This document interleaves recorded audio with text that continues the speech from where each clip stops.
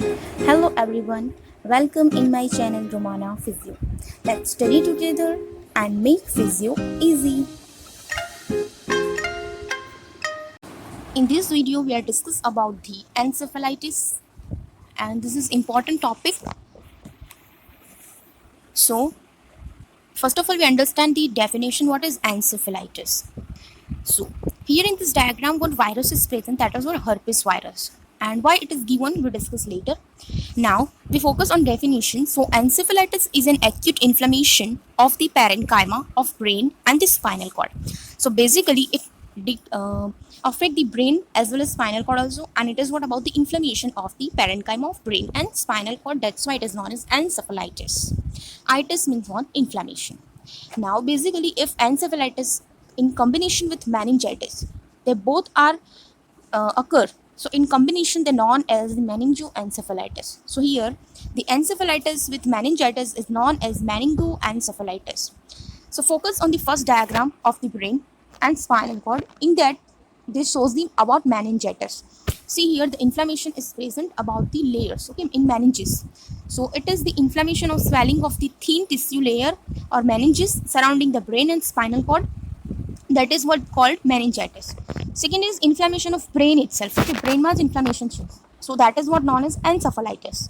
And last is what the combination of meninges plus encephalitis. So that known as meningoencephalitis. In that inflammation of both meninges as well as brain. So that is known as combination of meninges and encephalitis. Now we move toward the epidemiology is what? It is a rare disease basically occurring in approximately 0.5 per 100,000 individuals. Okay, so it is a rare condition and it is most common present in children, elderly and people with weakened immune system, or we can say immunocompromised patient હોય જેને easily infection થઈ જતું હોય. In that type of patient, this condition is very common, like HIV patient, AIDS patient or the cancer patients, that are what the immunocompromised patients. So in that the chances of encephalitis is highest. The next is about pathology.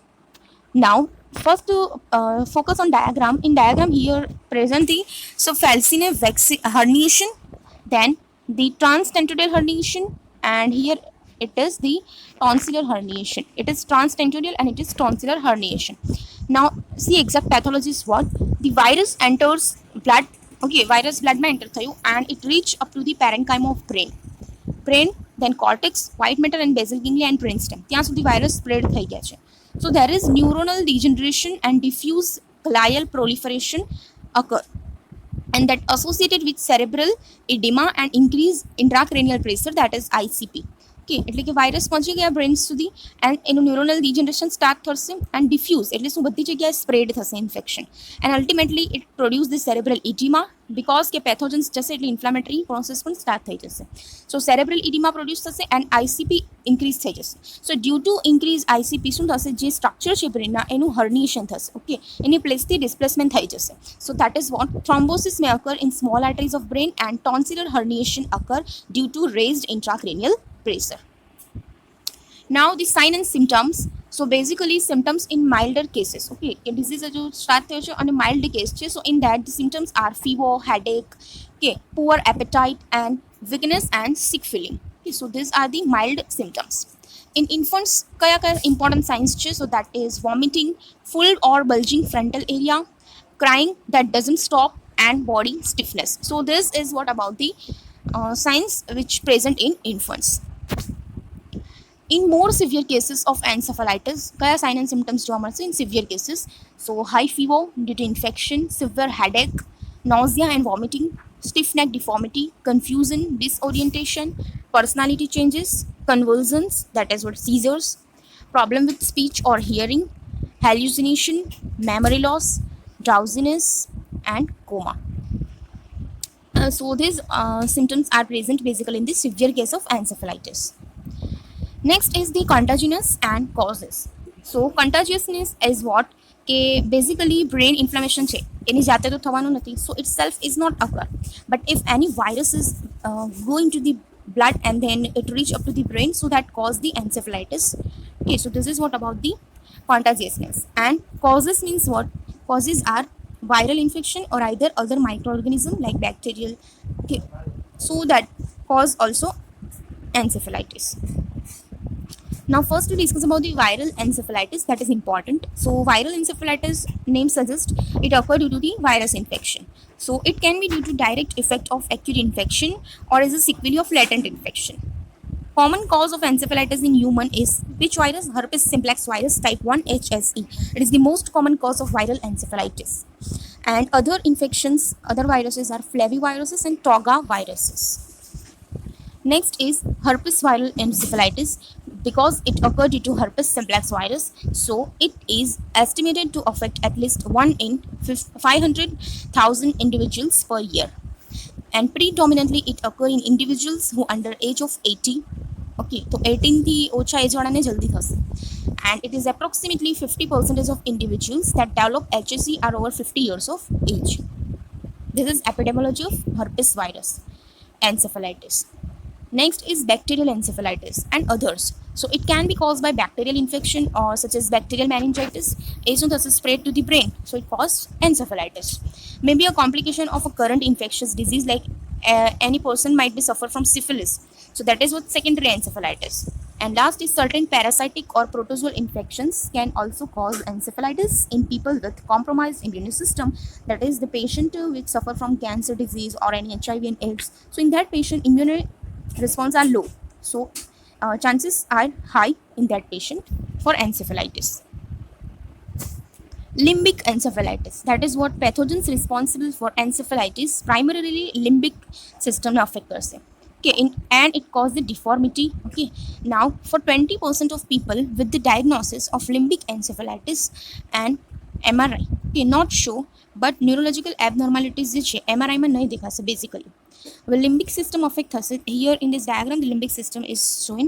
Okay, so this is what about the limbic encephalitis.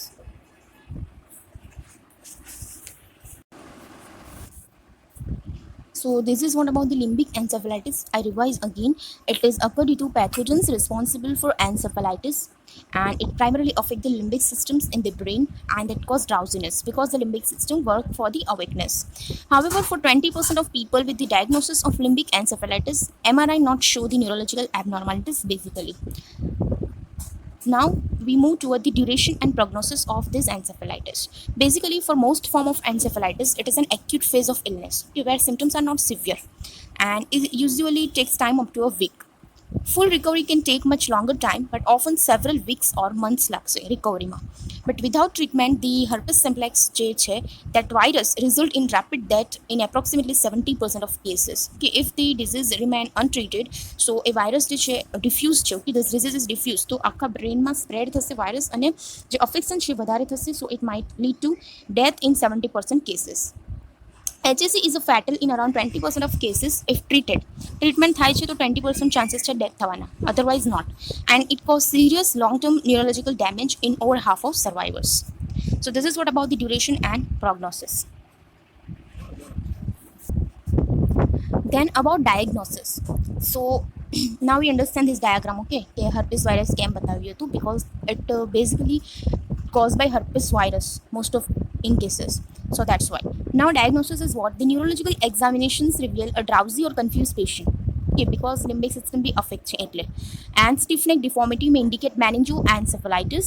CSF अगर આપણે કરશું, that is cerebrospinal fluid લેશું, so it varies from normal to increase amount of protein, and WBC with normal count. Okay, WBC high થઈ જશે because of infection. WBC with normal because it is viral infection, but protein amount is high.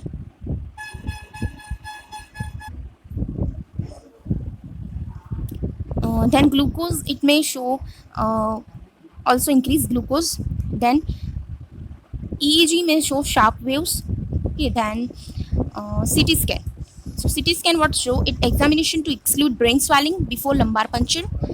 Then diagnosis is made with detection of antibodies in CSF against a specific viral agent. So this is what about the diagnosis. We include the neurological examination. Stiff neck deformity indicate encephalitis. CSF found કરી શકીએ છીએ. In that WBC is normal but protein is highest in amount. Glucose might normal. Then EEG may show sharp waves. CT scan examine કરી શકીએ છીએ before lumbar puncture, that shows the brain swelling. And this is what about the detection of antibodies આપણે કરી શકીએ છીએ. So this is all about the diagnosis. Next is about prevention. So prevention is better than cure.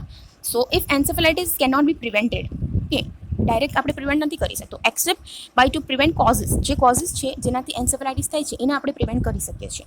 So encephalitis that may be seen with common childhood illness can be largely prevented through proper immunisation બચ્ચાઓમાં કરી શકીએ છીએ, તો એનાથી prevention થશે એન્સેફેલાઇટિસનું. Then children should avoid contact with anyone who have already encephalitis. Okay, so child basically in playgroup they play together. Okay, and one child have encephalitis, so chances of spreading this viruses to other child also. So take prevention if anyone has encephalitis. So avoid contact with that child. Next is about treatment. So first is maintain fluid and nourishment. Sedative drug we can give, then corticosteroids drugs, antibiotics and antiviral drugs, and anticonvulsants drug for seizure. Like we give the uh,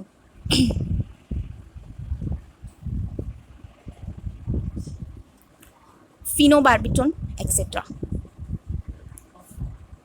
So this is what all about the encephalitis, and the reference book is the Neurological Rehabilitation Umbrella book.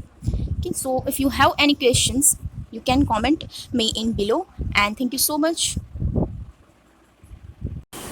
Thanks for watching my video, and if you like my video, please give thumbs up and share with your friends, share knowledge, and subscribe my channel for more videos.